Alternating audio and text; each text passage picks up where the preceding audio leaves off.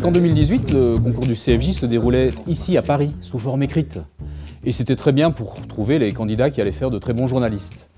Mais en 2018, on s'est dit qu'on pouvait encore améliorer les choses et on est passé alors au dossier d'admissibilité. C'est important de vraiment s'amuser dans la manière de le faire. C'est le seul écrit qui n'est pas académique, dans lequel on a un minimum de liberté. On va plus loin que le simple concours écrit, où on attend des candidats vraiment leurs compétences purement académiques ou leur suivi de l'actualité. L'idée, c'est pas du tout d'avoir des profils plats et parfaits. Enfin, le CFJ, je pense, recherche un peu des candidats spéciaux, chacun à leur manière et assez atypiques.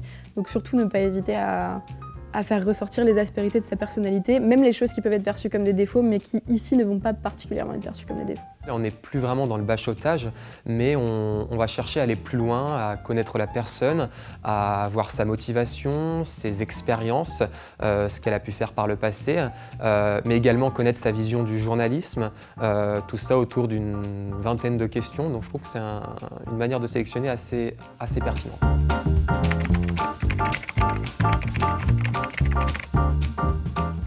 Le concours du CFJ se déroule en 3 parties. La première est assez classique, il s'agit d'un dossier administratif que vous rédigez en ligne. La seconde est un dossier d'admissibilité dans lequel vous allez exprimer votre motivation.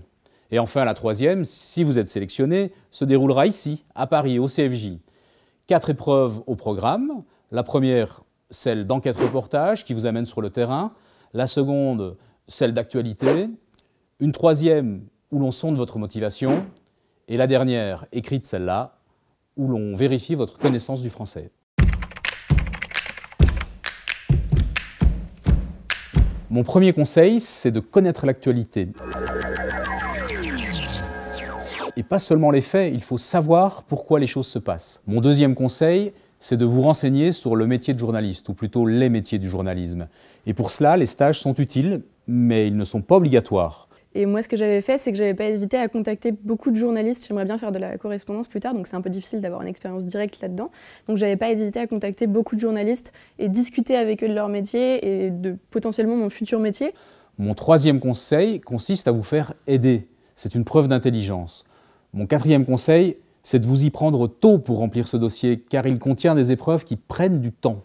Et mon dernier conseil, le plus important, c'est de nous parler de vous, de ce que vous êtes et de pourquoi vous voulez devenir journaliste. Il n'est pas utile de chercher à mentir ou à inventer des choses. Il faut vraiment venir avec ce qu'on sait faire, mais aussi ce qu'on va apprendre ensuite au CFJ. On m'a dit qu'il fallait faire une prépa. Et c'est vrai, la plupart de nos étudiants sont passés par une préparation. Si vous le faites, sachez pourquoi. Est-ce que vous allez chercher à vous rassurer? Est-ce que vous avez besoin d'aide au moment où il faut donner le dernier coup avant le concours? Bref, retenez que ce n'est pas obligatoire, mais ça peut être utile.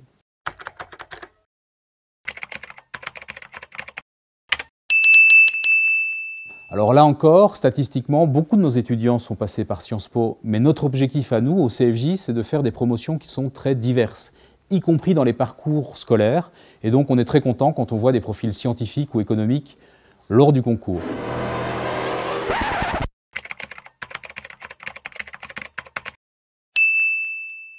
Là, il ne s'agit pas d'un critère, vous pouvez venir au CFJ sans avoir votre permis.